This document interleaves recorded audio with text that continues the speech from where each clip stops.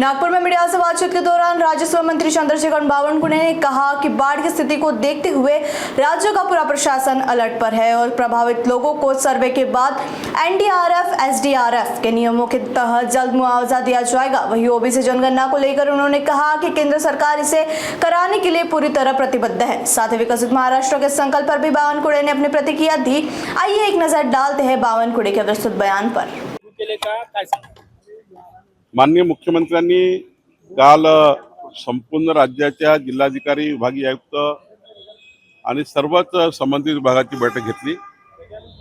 या बैठकीमध्ये जे नुकसान झालं आहे त्यांचे पंचनामे करणे आणि एवढंच नाही तर राज्याची पुढची पूर परिस्थिती बघता संपूर्ण प्रशासनाला अलर्टचे आदेश दिले आहे। कुठलीही जीवहानी होणार नाही, प्राणहानी होणार नाही, वित्तहानी होणार नाही याबद्दलच्या सतर्कतेच्या सूचना दिलेल्या आहेत। मी सुद्धा महसूल खात्यामध्ये आमची जबाबदारी आहे संपूर्ण सर्वेक्षण योग्य पद्धतीने करून देणे। त्या सर्वेक्षणाचं काम आमचं महसूल विभाग चांगल्या पद्धतीने करेल आणि कोणाचेही नुकसान भरपाई राहणार नाही याची काळजी महसूल विभाग घेईल। घरांचं नुकसान झालं किंवा तात्कालिक नुकसान झालं त्याला तात्कालिक मदत देण्याची प्रावधान आहे, त्याबाबत काय? एनडीआरएफ एसडीआरएफच्या जे काही नॉर्म्स आहेत त्याप्रमाणे तातडीनं 24 तासाच्या आत खावटी असेल, त्यानंतर घराची पडझड असेल, तातडीचे अनुदान असतील, सारा देण्याची तरतूद आहे। त्यानुसार कारवाई सरकार करते आहे। दीक्षाभूमीची काल बैठक वाद निर्माण झालेला आहे, 2 गट पडलेले आहे। त्या संदर्भात तुमची माहिती काय? विकास आराखडा आणलेला आहे आणि 2 गटामध्ये वाद सुरू आहे, गवई आणि फुलझेले गट। दीक्षाभूमीच्या ट्रस्टमध्ये काय वाद आहे याच्याबद्दल शासनाचा काही त्यामध्ये रोल नाही, ट्रस्टचा वाद आहे। परंतु शासनाने एक आराखडा तयार केलेला आहे। माननीय मुख्यमंत्री देवेंद्र फडणवीसजी, नितीन गडकरीजी यांनी मला सूचना दिली होती। चांगला म्हणजे महामानव डॉक्टर बाबासाहेब आंबेडकरजींनी दीक्षा घेतली त्यावेळी काय त्या ठिकाणी विचार करण्यात आला होता, त्यावेळचं संशोधन काय होतं याचा आधार घेऊन चांगला प्लॅन आम्ही तयार केला। लवकरच आम्ही आंबेडकरी जनतेला सूचना देण्याकरता हा प्लॅन पब्लिक डोमेनला टाकणार आहे। आणि एवढंच नाही तर दीक्षाभूमीमध्ये काम करणारे अनेक मान्यवर आहेत, त्यांना हा एकदा प्लॅन दाखवणार आहे। साधारण 15 दिवसामध्ये आम्ही प्रक्रिया पूर्ण करू आणि मग या फायनल झालेल्या प्लॅनचं काम चालू करू आणि पुढच्या 3 वर्षामध्ये दीक्षाभूमीचं काम पूर्ण करू। 22 ऑक्टोबरचा अभियान तुम्ही जाहीर केलेला आहे, काय हे अभियान आहे आणि अभियान काय सांगा? विकसित महाराष्ट्राचा संकल्प करणारे मुख्यमंत्री देवेंद्र फडणवीसजी यांचा जन्मदिवस 22 जुलैला आहे। सोबतच आज आपल्यात नाही आहे स्वर्गवासी अजितदादा पवार, त्यांची जयंती आहे।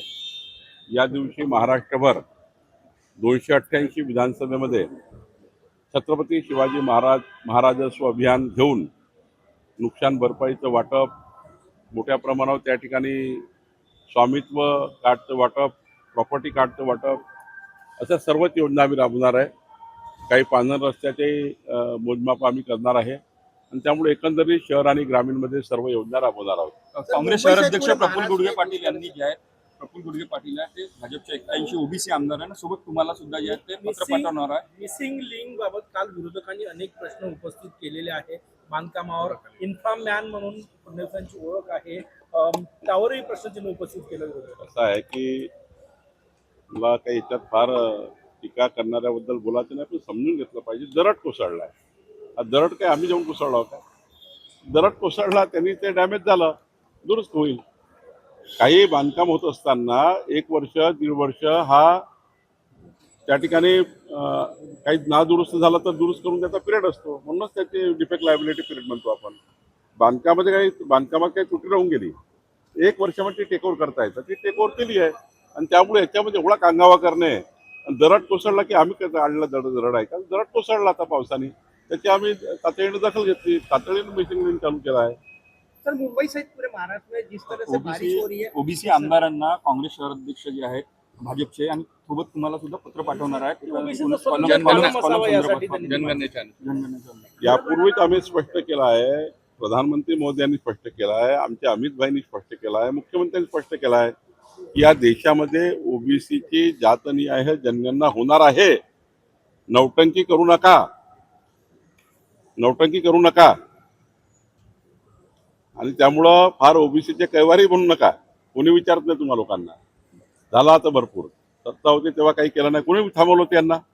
स्वातंत्र्यापासून इंदिरा गांधींनी, स्वर्गीय राजीव गांधींनी आणि सर्वांनीच 65 वर्ष अमर्याद सत्ता भोगली.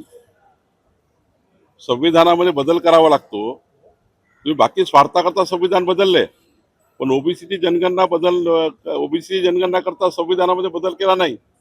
आता त्या ठिकाणी माननीय पंतप्रधान नरेंद्र मोदीजींनी ओबीसीची जातीय जनगणना करण्याचा निर्णय घेतला आणि त्यामुळे ते सेकंड फेज आहे. फेज वाईज असतं हे. आणि त्यामुळे जास्त नौटंकी करू नये. 65 वर्षाचा हिशोब द्या. का नाही केलं 65 वर्ष? कोणी थांबवलं होतं? तुम्ही तर तुमची अमर्याद सत्ता होती. का संविधानामध्ये संशोधन केलं नाही? का जातीय जनगणना केली नाही? त्यामुळं नौटंकी बंद करा. आमचं सरकार, माननीय पंतप्रधान नरेंद्र मोदीजी आणि आमचं सरकार जातीय जनगणना करणार आहे. सर,